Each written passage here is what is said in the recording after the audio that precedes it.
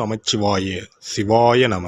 அனைத்து தமிழ் உள்ளங்களுக்கும் கனிவான வணக்கங்கள். நிகழும் ஸ்ரீ மங்களகரமான குரோதி ஆண்டு ஆடி மாதம் 16ஆம் தேதி வியாழக்கிழமை அன்று துவாதசி திதியில் மிருகசிரிசம் நட்சத்திரத்தில் வியாகாதம் நாமயோகத்தில் தைத்தூலம் கரணத்தினில் மகா பிரதோஷம் கூடிய நன்னாளில் இந்த மகத்தான ஆகஸ்ட் மாதம் பிறக்கிறது. இம்மாத கிரகநிலை என பார்த்தால் ரிஷபராசியில் குரு பகவானும் செவ்வாய் பகவானும், கடகராசியில் சூரிய பகவானும் புதன் பகவானும், சிம்ம ராசியில் சுக்கிர பகவானும், கன்னிராசியில் கேது பகவானும் உள்ளனர். கும்பராசியில் சனி பகவான் வக்ர நிலையில் உள்ளார். மீனராசியில் ராகு பகவான் சஞ்சாரம் செய்கின்றார். இம்மாத கிரக பெயர்ச்சி என எடுத்துக்கொண்டால் ஆகஸ்ட் மாதம் 1ஆம் தேதியே சுக்கிர பகவானின் பெயர்ச்சி சிம்மத்தில் நடைபெறுகிறது. ஆகஸ்ட் 17ஆம் தேதி சூரிய பகவான் சிம்ம ராசிக்கு பெயர்ச்சியாகின்றார். ஆகஸ்ட் மாதம் 26ஆம் தேதி செவ்வாய் பகவான் மிதுன ராசிக்கு பெயர்ச்சியாகின்றார். ஆகஸ்ட் மாதம் 26ஆம் தேதி சுக்கிர பகவான் கன்னி ராசிக்கு பெயர்ச்சியாகின்றார். இம்மாதம் 31ஆம் தேதி புதன் பகவான் சிம்மத்திற்கு பெயர்ச்சியாகின்றார். இந்த கிரகங்களின் சஞ்சாரம் மற்றும் இடப்பெயர்ச்சியால் உங்கள் ராசிக்கு இம்மாதம் என்னென்ன பலன்கள் கிடைக்கப் போகின்றது என்பதனையும், அசுப பலன்கள் ஏற்படுமாயின் ராசிக்காரர்கள் செய்ய வேண்டிய பரிகாரம் என்ன, வழிபட வேண்டிய தெய்வம் யார் என்பதனையும் காண்போம். உங்கள் வாழ்வில் வளமும் நலமும் செல்வ செழிப்பும் பெற்று வாழ்வில் உயரிய நிலையை அடைய எல்லாம் வல்ல எம்பெருமானை வேண்டி விரும்பி கேட்டுக்கொள்கிறேன். தனுசு ராசி அன்பர்களே, இந்த மாதம் எதிர்பார்த்த நல்ல செயல்கள் நடக்கும். உடல் ஆரோக்கியம் உண்டாகும். கடன் பிரச்சனைகள் தொல்லை தராமல் இருக்கும். எதிர்பார்த்த பண வசதி கிடைக்கும். உங்களது செயல்களுக்கு இருந்த எதிர்ப்புகள் நீங்கும். வழக்கு விவகாரங்களில் சாதகமான போக்கு காணப்படும். தொழில் வியாபாரம் வேகமாக நடக்கும். எதிர்பார்த்த பணவரத்து இருந்தாலும் வியாபாரம் தொடர்பான செலவுகள் கூடும். போட்டிகள் தொல்லை தராமல் இருக்கும். உத்தியோகத்தில் இருப்பவர்கள் பணிச்சுமை குறைந்து காணப்படுவார்கள். வேலை திறமைக்கு பாராட்டுகள் கிடைக்கும். குடும்பத்தில் இருப்பவர்களுக்கு இருந்து வந்த நோய் நீங்கும். அவர்களது நலனில் அக்கறை காட்டுவீர்கள். கணவன் மனைவிக்கு இடையே கருத்து வேற்றுமை ஏற்படலாம். பிள்ளைகளிடம் கவனமாக எதையும் எடுத்து சொல்வது நல்லது. பூர்வீக சொத்துக்களில் இருந்த பிரச்சனைகள் தீரும். பெண்களை பொறுத்தவரை இம்மாதம் உங்களது காரியங்களுக்கு இருந்த எதிர்ப்புகள் விலகும். பணவரத்து திருப்தி தரும். மனக்குழப்பம் நீங்கும். மாணவர்களுக்கு பாடங்கள் படிக்க வேண்டுமே என்ற கவலை குறையும். சக மாணவர்களின் ஒத்துழைப்பு கிடைக்கும். கலைத்துறையினர் இம்மாதம் பொறுமையுடன் செயல்பட வேண்டும். மறைமுக போட்டிகளால் நெருக்கடிகளை சந்திக்கலாம். கவனமாக செயல்பட்டால் லாபம் பெறலாம். அயல் நாட்டில் இருந்து நல்ல செய்திகள் வந்து சேரும். அரசியல் துறையினருக்கு சமூகத்தில் நல்ல மதிப்பும் மரியாதையும் இருக்கும். மேலிடத்துடன் இருந்து வந்த கருத்து மோதல்கள் நீங்கும். நினைத்தபடி பண வரவுகளை பெறலாம். லாபத்தையும் பெறுவீர்கள். நட்சத்திர பலன்கள். மூலம் நட்சத்திரம். இந்த மாதம் நீண்ட நாட்களாக தொல்லை கொடுத்து வந்த நோய் மருந்துக்கு கட்டுப்பட்டுவிடும். அரசு பணியில் உள்ளவர்கள் உடன் பணிபுரிபவர்களிடம் எச்சரிக்கையாக இருக்க வேண்டும். மேல் அதிகாரிகளின் கோபத்திற்கு ஆளாகாமல் பார்த்து கொள்ள வேண்டும். உடன் பிறந்த சகோதரர்கள் ஒன்று சேர்வார்கள். மனமாகாதவர்களுக்கு நல்ல வரன்கள் வந்து சேரும். பூராடம் நட்சத்திரம். இந்த மாதம் வெளிநாடு செல்லும் திட்டம் நிறைவேறும். கொடுக்கல் வாங்கல் செய்வோர் எச்சரிக்கையாக இருக்க வேண்டிய மாதம். சமூகத்தில் நல்ல அந்தஸ்தை பெறுவீர்கள். பிள்ளைகள் பாராட்டை பெற்று பெற்றோர்களுக்கு மகிழ்ச்சி தருவார்கள். இதுவரை தொல்லை கொடுத்து வந்த எதிரிகள் விலகிச் செல்வார்கள். உத்திராடம் நட்சத்திரம். இந்த மாதம் பொது காரியத்தில் உள்ளவர்கள் சமூகத்தில் நல்ல மதிப்பும் மரியாதையும் பெறுவார்கள். குடும்பத்தில் இருந்து வந்த சண்டை நீங்கி தம்பதியர் ஒன்று சேர்வார்கள்.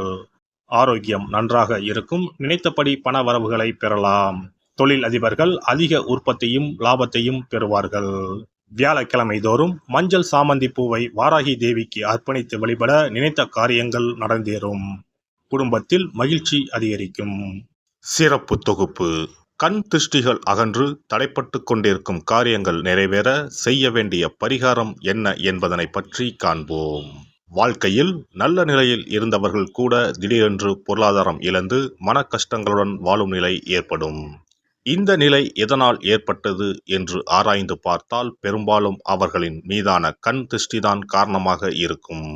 கல்லடி பட்டாலும் கண்ணடி படக்கூடாது என்று சொல்வார்கள் அல்லவா, அது உண்மைதான். இது போன்ற பிறரின் பொறாமை கொண்ட கண் திருஷ்டியினால் பலரின் வாழ்க்கை சிரமத்திற்கு ஆளாக நேரிடும். இது போன்ற கண் திருஷ்டிகளிலிருந்து எப்படி தப்பிப்பது? இருக்கவே இருக்கிறது எளிதாக கிடைக்கும் ஊமத்தஞ்செடி. தெய்வ சக்தி நிறைந்த செடியாக கருதப்படும் ஊமத்தஞ்செடியின் காய், பூ, இலைகள் என அனைத்தும் தீய சக்திகள் விரட்ட பரிகாரத்துக்கு பயன்படுகிறது. பொதுவாக ஊமத்தம் காய்க்கு கெடுதலை அகற்றக்கூடிய சக்தி உண்டு. நம் வீட்டில் உள்ள எதிர்மறை சக்தியை அகற்றுவதற்கு ஊமத்தங்காய் தீபம் சிறந்த பரிகாரமாகிறது.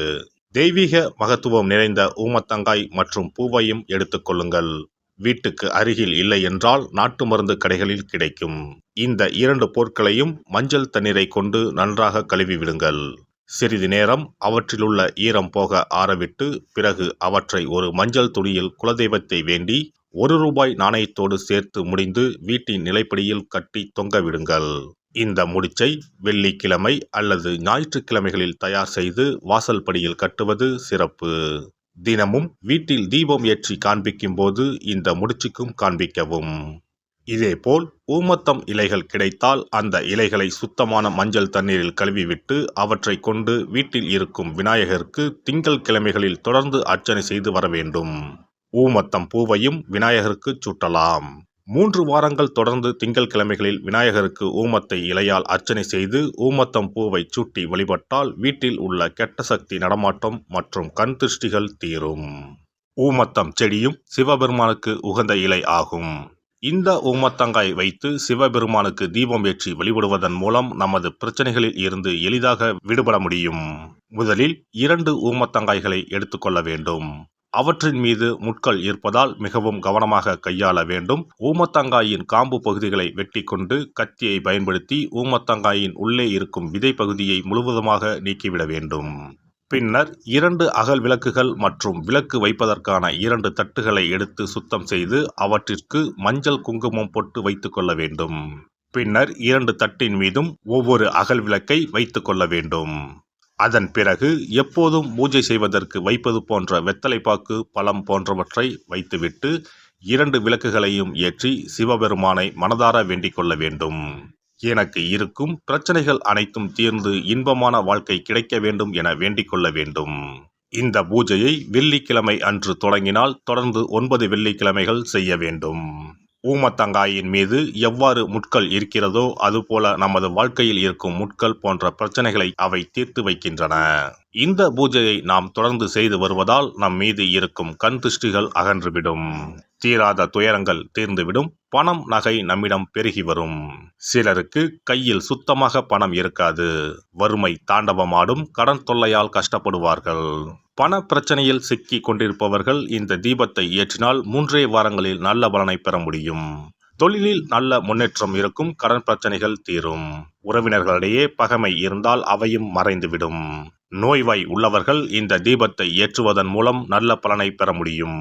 பொதுவாகவே எந்த பரிகாரம் என்றாலும் அதை முழு நம்பிக்கையுடன் செய்தால் மட்டுமே முழு பலன் கிடைக்கும் என்பதை நினைவில் கொள்ளுங்கள். எல்லாம் வல்ல இறையருளால் நீங்களும் உங்கள் அன்பு குடும்பமும் உடல் நலம், நீலாயுள், நிறை செல்வம், உயர் புகழ், மெய்ஞானம் ஓங்கி வாழ்க வளமுடன்.